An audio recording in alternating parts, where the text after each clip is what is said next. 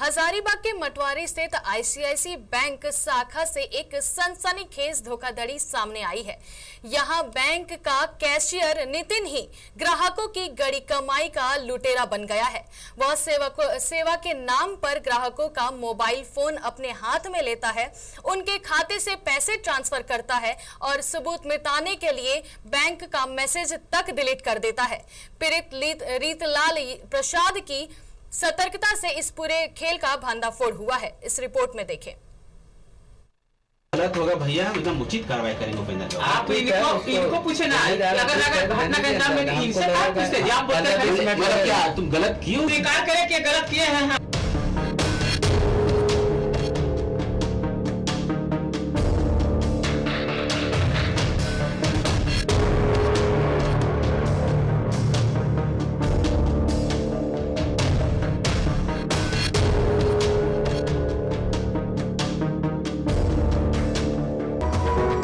Hazaribagh ICICI bank में बड़ा घोटाला।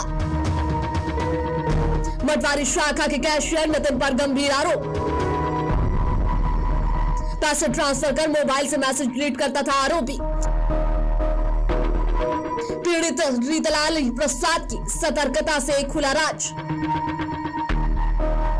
टोल फ्री नंबर पर शिकायत के बाद खुली पोल। बैंक मैनेजर ने मानी गलती, टर्मिनेट करने का आश्वासन।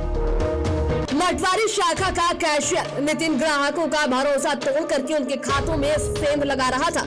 वो शातिर तरीके से ग्राहकों का फोन मांगता और पलक झपकते ही उनके अकाउंट से दूसरे खाते में पैसे ट्रांसफर कर ट्रांजैक्शन मैसेज डिलीट कर देता था।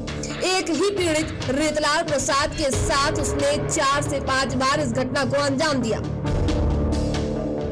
अंजाम दिए हैं, कि हम घटना को अंजाम दिए हैं। पीड़ित को जब शक हुआ तो उन्होंने बैंक के टोल फ्री नंबर पर बात की। वहां से पता चला कि ये पूरी बदमाशी खुद कैशियर की है। रीतलाल प्रसाद ने तुरंत ब्रांच मैनेजर को लिखित शिकायत दी। मैनेजर ने भी कैशियर की इस गंभीर गलती को स्वीकार किया और ऊपर से आदेश लेकर के उसे टर्मिनेट करने का आश्वासन दिया। 10 बजे हमारे कस्टमर का फोन मेरे मोबाइल पे आया, तो जब इन्होंने पूरा डिटेल बताया कि मेरे अकाउंट से कुछ फंड ट्रांसफर हो गया है, तो मैं इनको बोला कि मैं सुबह ब्रांच जाऊंगा, एक बार डिटेल चेक करने के बाद मैं आपको कॉल करूंगा। ब्रांच आने के बाद सबसे पहले हम डिटेल चेक किए कि ये फंड ट्रांसफर हुआ, कैसे हुआ, किसके अकाउंट में गया, और तुरंत फिर हम अपने कस्टमर को फ़ोन किए। और सर इसमें ये जाँच का विषय है, हम लोग अपने सीनियर को इन्फॉर्म किए हैं। किसी तरह का अगर इसमें गलत पाया जाएगा तो हम अपने स्टाफ के प्रति जो कार्रवाई होगा उचित कार्रवाई करेंगे। सर अभी जो पेपर स्टेटमेंट हम देखे, स्टेटमेंट तो अपने कस्टमर का हम निकाला, तो उसमें देखें कि वो जो पार्टिकुलर अमाउंट की ये जिक्र कर रहे हैं, अमाउंट इनके अकाउंट से डेबिट हुआ है। अब वो पैसा किसके अकाउंट में गया है, अब ये खुद किए या फिर हमारे एम्प्लॉय की जांच का विषय। आज जांच करने के बाद सर इसमें हम बताएंगे कि और जो दोषी होगा सर उस पर कार्रवाई करेंगे। ये वाकया आईसीआईसीआई बैंक जैसे बड़े संस्थान की सुरक्षा और उस पर आम जनता के भरोसे को बड़ा झटका है। सवाल ये उठता है कि क्या सिर्फ नौकरी से निकाल देना ही काफी है या आरोपी के खिलाफ कानूनी कार्रवाई भी की जाएगी। टीवी 45 के लिए हजारीबाग से संवाददाता दीपक की रिपोर्ट। इस पर और अधिक जानकारी के लिए हमारे साथ संवाददाता दीपक जुड़ चुके हैं। दीपक जी, बैंक के भीतर ग्राहकों के फोन से पैसे ट्रांसफर करना और सबूत मिटाना ये एक बहुत बड़ा साइबर फ्रॉड है। पुलिस ने इस मामले में संज्ञान लेकर आरोपी कैशियर को अब तक गिरफ्तार क्यों नहीं किया है? जी, हम बता दें कि इससे पहले साइबर थाना में भी एक आवेदन दिया गया था, जब उनका 4100 रुपया निकला था, क्योंकि 2 बार 4100 रुपया उनके अकाउंट में आया और 3 बार निकल गया। तो वो इस मामले को लेकर साइबर थाना गए और साइबर थाना में भी आवेदन दी, लेकिन आज तक साइबर थाना से भी कुछ नहीं हुआ। अब तब जाके अब 5वां बार जब इस घटना को अंजाम दिया उसी कैशियर ने, तो उन्होंने बौखला करके सबसे पहले टोल फ्री नंबर पे बात किया। उसके बाद उन्होंने आज आवेदन थाना में दिया है, फिर से एक आवेदन दिया है। अब उस आवेदन पे क्या कार्रवाई होता है, लेकिन बैंक मैनेजर इन्हें बचाने का प्रयास करे। शुरू में जब मोबाइल ऑन नहीं था, मेरा कैमरा ऑन नहीं था, तो उन्होंने कहा कि इस पे कार्रवाई होगा। इन्होंने गलती किया है, ये हम लोग पता कर लिए हैं।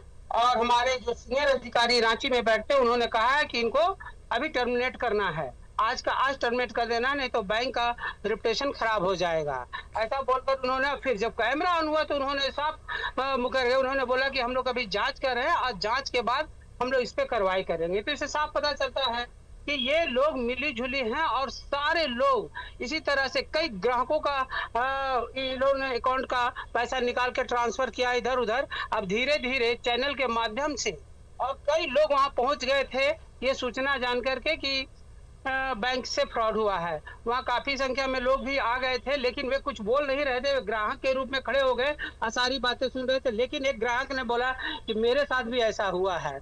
हमने आपने कंप्लेन किया कि नहीं, तो उन्होंने बोला कि अभी तक तो कंप्लेन, हम लोग सोच रहे थे कि ये कहीं दूसरे जगह से निकल गया, लेकिन यही से निकलता था। इस बात की जानकारी अभी हुआ है और ये बहुत ही गंभीर मामला है, इस पे केस होना चाहिए। सिर्फ सस्पेंशन से कुछ नहीं होगा, क्योंकि अगर वो सस्पेंड होते हैं उसके बावजूद वो कहीं ज्वाइन कर लेंगे नौकरी, उनको कोई फर्क नहीं पड़ेगा।